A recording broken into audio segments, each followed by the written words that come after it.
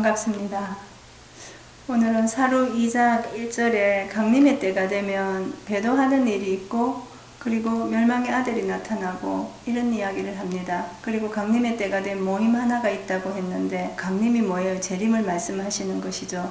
그러면 멸망의 아들, 저 불법의 사람이 나타나서 배도하게 하는 일이 있다. 그러면 배도라는 것을 얘기하면 뭐 이상하게 들으시는데 하나님의 목자가 사단과 함께하면 그것이 배도입니다. 그래서 그 말씀을 이루는 시대이다. 그리고 그는 성전에 앉아서 자기를 보여서 자칭 자기가 하나님이라고 말한다고 했습니다. 그래서 우리 스스로가 지금 그런 장소도 볼 수 있어야 되는데 계시록 11장에 가면 영적인 장소 하나가 나오는데 큰 성길이 있고 거기는 애굽 소돔 골고다라고 했습니다. 그러면 그 장소를 만든 사람이 있다는 거죠. 그 장소를 만든 사람이 있는데 계시록 1장 1절에 예수 그리스도의 계시가 되고 그리고 그 책을 열어서 천사에게 주고 천사는 또 요한에게 줍니다. 그 요한이라는 영과 함께하는 사람이 그 큰 성을 만들어 가는데 그 큰 성을 만드는 무기는 비유였습니다. 비유풀이를 해서 12지파를 만드는 것이 요한의 사명이었고 그는 결국은 요한의 신은 떠나고 음행을 하는 일이 생깁니다. 그것이 사루 2장에서 말하는 불법의 사람이 나타나서 배도를 하게 하는데 그는 멸망의 아들이라고 성경은 기록하고 있습니다. 그래서 신천지를 보면은 그 모습이 지금 다 정확하게 다 보여지고 이루어지고 있는 것을 보게 됩니다. 그래서 우리가 지금 오늘날은 스가랴서 13장 7절에서 9절에 이르기를 성이 셋으로 갈라질 때가 되면 둘은 이미 멸망을 당하였고 하나는 풀무에 넣어서 연단을 받는 일이 있습니다. 그래서 성이 세 갈래로 갈라지는 것이 계시록에 가면 16장 19절에 있는 말씀입니다. 그래서 그 셋으로 갈라지는 것은 배도하는 사람이 있기 때문에 이 하나님의 말씀이 3일이 돼서 제3일에 부활 때가 되면 배도하고 멸망하고 구원의 처소가 나타나고 그런데 우리는 어느 성이 어떻게 갈라지는지를 모르고 있어요. 근데 둘은 왜 하나가 됐을까? 멸망자, 하나님의 성소를 멸망시킨 그 용과 함께 하는 그는 하나님의 목자를 음행하게 합니다. 무엇으로? 세상 것을 가지고 음행하게 하는데 그것이 빛의 군대와 만국소성 그리고 종교통합을 제가 여러 차례 말씀을 드렸습니다. 그래서 하나님의 목자가 이제 세상 말에 귀를 기울이고 조직을 세상으로 확대해 가기 위해서 하는 일들이 다니엘서 4장 16절에서는 하나님의 사람인데요. 짐승의 마음을 받아서 사람의 마음과 같지 않다고 했습니다. 그렇게 하면서 7대를 지나겠다 이렇게 말을 합니다. 그래서 우리는 스가랴 선지자가 말했던 성이 셋으로 갈라져서 둘은 하나가 되어서 멸절에 들어갔고 그리고 그 나머지 하나도 우리도 다 죄인 아닙니까? 그것을 불러서 풀무에 넣어서 온전하게 만들어가는 시대에 와 있다. 그러면 우리가 이제는 열려진 말씀을 이젠 들어야 되겠습니다. 이것이 계시된 것입니다. 그리고 계시라는 것도 신천지에서 자꾸 말을 하기 때문에 이상하게 들릴지 모르지만 사도 바울도 갈라디아 교회에 말합니다. 예수 그리스도의 계시로 말미암아 난 사람에게 배운 것이 아니고 예수 그리스도의 계시로 말미암아 이 계시의 비밀을 알게 되었다고 말을 합니다. 그래서 지금 이 시대는 모세가 말했던 성막, 성소와 지성소 그리고 성전 뜰을 다 보여주는 시대입니다. 그러면 그 모세가 말했던 성막을 우리가 볼 수 있어야 되는데 이 보는 것이 이런 상태로는 볼 수가 없죠. 영안이 열려야 보고 영적으로 성경을 볼 수 있어야 보는데 예수님도 하나님도 다 영이라고 말은 하면서 성경은 육적으로 풀어간다는 것은 그것은 잘못된 거 아닌가 생각해 볼 수 있어야 되겠습니다. 그래서 우리가 생각했던 것은 하나님이 함께 하는 사람이라면 지금 이 시대는 내 양은 내 음성을 안다고 했죠. 그러면 하나님이 주시는 말씀인지 이게 생기가 들어가는 생수인지 아니면은 바닷물인지 그 정도는 이제 알아들어야 되겠습니다. 바닷물 먹으면 점점 더 갈증만 난다고 하지 않습니까? 그 갈증이 나는 것이 뭡니까? 온전한 것이 아니기 때문에 갈증이 나는 거 아니겠습니까? 그래서 우리 스스로가 하나님 앞에 작은 것이라도 성부 하나라도 온전히 깨달아서 하나님을 온전히 모실 수 있었으면 좋겠다 싶습니다. 결국 배도와 구원 그리고 멸망, 이것은 창세기 3장에서부터 약속된 것입니다. 창세기 3장에서는 여자가 있고 뱀이 있고 여자의 후손이 있고 뱀의 후손이 있습니다.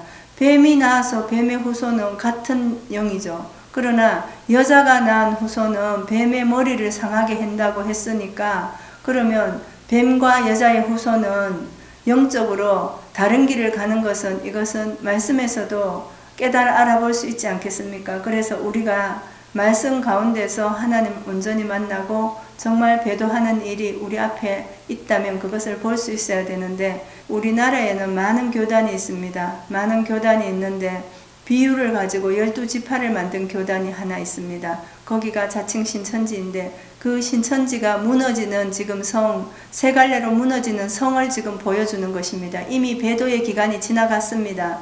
그래서 스스로 무너지고 있지 않습니까? 하나님께서 차마 악을 행하는 것을 보지 못하니까 성이 세 갈래로 갈라지는 것을 지금 보여주는 것이고, 그 성이 세 갈래로 갈라지는 것은 이미 창세기에서부터 뱀의 후손과 여자의 후손 그리고 여자 이렇게 전부 다 말씀을 주셨단 말이죠.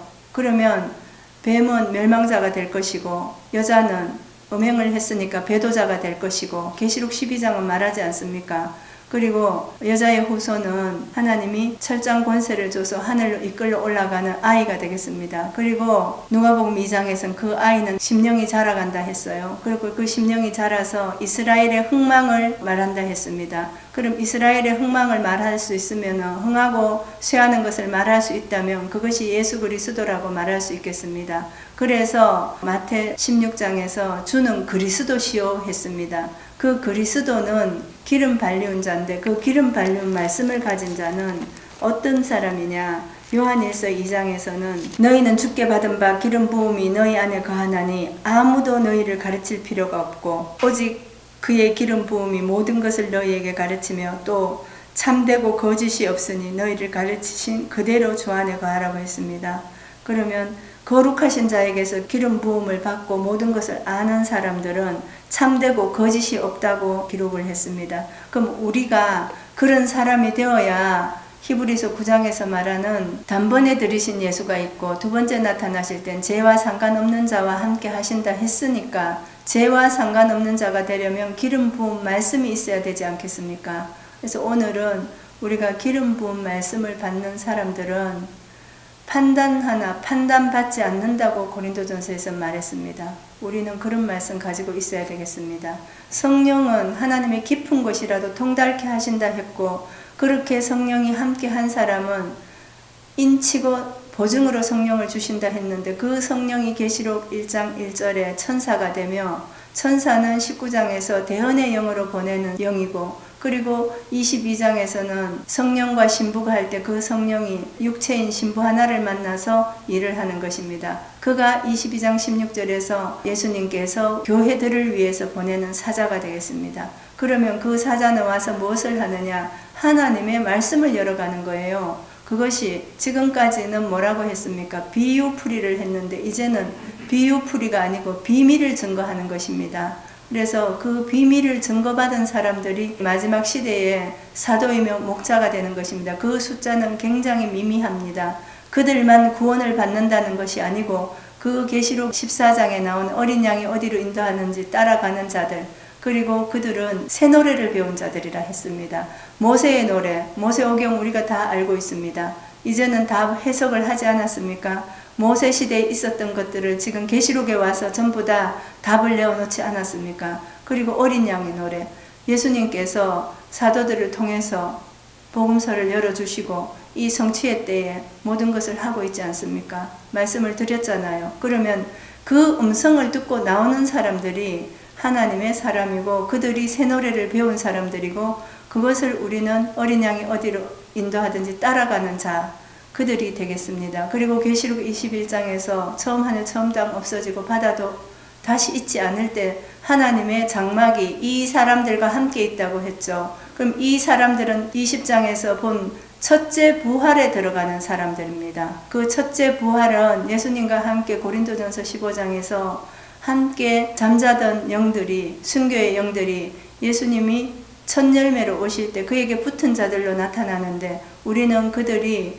하나님의 장막에 함께 있는 영들이며 우리 육체를 그릇 삼아서 그들이 함께하는 이 시대, 마지막 시대의 목자들입니다. 그래서 우리 스스로가 지금 알지 못했던 것, 깨닫지 못했던 것을 들으니까 뭐가 이상한 것 같은데 이사야 선지자는 상쾌한 방언이라고 했습니다. 이것이 너희 안식이라고 했습니다. 그러면 안식 때가 되면은 일 안 하고 주일날 아무것도 안 하는 것이 안식이 아니고 말씀이 시원하게 열려서 여름날 얼음 냉수처럼 주의 마음을 시원케 한다고 했습니다. 주인의 마음을. 그러면 우리는 충성된 종으로서 이런 말씀들을 열어가는 것이 이 시대의 신앙인들의 사명이 되어야 되겠습니다. 그래서 하나하나 지금 다 말씀을 드릴 수가 없고 제 설교를 들으면은 이것이 다 풀어집니다. 시편 89편에서는 내 종 다윗을 찾아서 거룩한 기름을 부었다고 했습니다. 그럼 계시록 1장 1절의 천사는 다윗의 영으로 오는 대언의 영입니다. 예수님이 보내는 그 대언의 영이고 그 다윗은 이미 창세기 49장에서 유다에게 하나님께서 약속 주셨던 그것이 실로가 오시기까지 그 역사를 우리가 이제 듣고 보고 있는 것입니다. 실로가 뭐예요? 안식의 처소 아닙니까? 그것이 이 땅에 열릴 때까지 주기도문이 이루어질 때 하늘에서 이룬 것 같이 땅에도 이루어지게 해달라고 기도했던 우리가 지금 안식의 처소를 예비하고 그 안식의 처소에 들어가는 사람들입니다. 그러면 초림의 12사도가 있어서 예수 부활을 증거했던 것처럼 재림 때도 예수님 다시 오시는 재림을 증거해야 되지 않겠습니까? 그냥 말로만 입으로만 그리스도다, 말로만 예수님 다시 오신다 그래가지고 예수님이 오시는 것이 아니라는 것이죠. 예수님은 내가 길이요 진리요 생명이라 했습니다. 그 길을 만나면 반드시 진리를 따라가게 돼 있고 그 진리를 따라간 사람들은 생명을 얻게 돼 있습니다. 신천지 총회장이 영생하는 것이 육체의 죽음이 없는 것이라고 말해서 지금 많은 혼란을 일으키고 있는데 누가 그걸 믿겠습니까? 누가? 하나님의 영과 예수 그리스도의 생명 되신 말씀이 함께하는 것, 그것이 영생입니다. 그래서 참 하나님과 그가 보내신 자 아들 예수 그리스도를 아는 것이 영생이라고 요한복음은 말합니다. 그러면 우리가 아는 것이 뭐예요? 말씀의 뜻과 하나님의 뜻과 예수님이 오시는 길을 아는 것이 아는 것입니다. 그냥 입으로만 주여 주여 한다고 천국에 들어갈 자가 있다고 했습니까? 예수님은 주여 주여 하는 자마다 천국에 다 못 들어간다고 했습니다. 그러면 우리가 지금 신앙하는데 내가 지금 주를 부르고 있지만 막연한 거죠. 허공에다 치는 거예요. 이제 이 신앙의 끝이 왔으니까 배도하는 그 일이 있고 멸망자가 있고 구원자가 있습니다. 그러면 구원의 처소 실로가 오기까지 실로의 장소를 찾아서 신앙하시는 것이 오늘날 이 시대에 온전한 신앙을 하시는 분들입니다. 예수님을 부르고 하나님을 찾고 있다가 찾았으면 만났으면 이제 그 장소로 가는 거예요. 그래서 내 양은 내 음성을 안다고 요한 사도는 이야기를 합니다. 그러면 아버지가 말씀으로 우리를 불러서 택해서 처소가 예비되면 내가 다시 오겠다고 약속 주신 그 처소를 예비했으면 그 처소로 나와야 되는 것이, 그래서 계시록 18장에서 내 백성아 거기서 나와라 했습니다. 나올 수 있어야 됩니다. 나올 처소가 예비됐으면 성경으로 이제 맞춰보는 겁니다. 사람 보고는 절대로 의인은 없다, 하나도 없다고 했습니다. 사람을 봐서는 있을 수가 없는 일이고 말씀으로 열려진 장소를 찾아서 주는 그리스도시요 살아계신 하나님의 아들이라고 하는 그 장소를 찾아야 됩니다. 그리스도 말씀이 열린, 그래서 기름 발리운 자가 있는 곳, 그곳이 하나님이 온전히 임해 오시는, 이 말씀이 때를 따라서 말씀을 내리시고 비를 내리셔서 7년 불 피우는 기간이 지나면은 이제 신천지가 40년이 되는데, 이제 신천지 40년은 굉장한 의미를 가지고 있습니다. 제가 7년 불 피우는 기간도 말씀을 드렸고 하나님의 때와 기한이 7년입니다. 그래서 갑절로 갚아준다고 계시록에서는 말을 했는데 그 갑절이 42달 배도하는 기간의 갑절입니다. 그래서 여러분들도, 저와 여러분들이 추구하고 소망했던 천국, 그리고 그 천국은 영생의 무리가 모이는 곳입니다. 하나님을 온전히 알고 예수 그리스도의 기름 발리운 자들이 서는 곳이 영생의 무리가 있는 곳이기 때문에 그곳으로 말씀을 쫓아서 나오시기를 부탁을 드립니다. 그래서 지금까지 함께 했던 것들이 자꾸만 실상을 거짓으로 풀어놓은 것을 믿고 그것을 듣고 있으니까 거짓된 영이 장악을 했어요. 그래서 다윗을 보내서 그 다윗은 종으로 왔습니다. 그리고 다윗은 여기에서 메시아의 일을 하게 되는데 그 메시아는 기름 발린 사람을 메시아라고 하지 않습니까? 왕 같은 제사장으로서의 일을 하게 되는 것입니다. 그래서 우리 스스로가 하나님 앞에 지금 내가 어느 만큼 하나님을 알고 있는지 이것을 잘 생각하셔서 은혜로운 하나님의 예비된 처소로 나오실 수 있었으면 좋겠습니다.